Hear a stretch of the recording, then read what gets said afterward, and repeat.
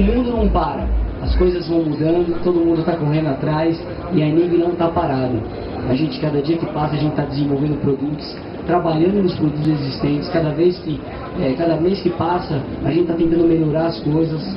Às vezes vocês não sabem, mas muita coisa já mudou. Desde a feira do ano passado até agora, muita coisa já mudou.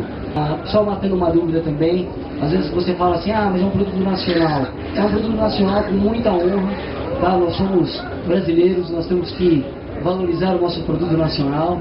E só para vocês terem consciência, quem é o dono da matéria-prima da corda Nig, quem fornece a matéria-prima para a corda Nig é a mesma que fornece para a Dario, para a Jim Markley e para a GHS. Tá? Então, deixa o preconceito de lado aí e pode comprar a corda, pode testar, que com certeza você vai gostar.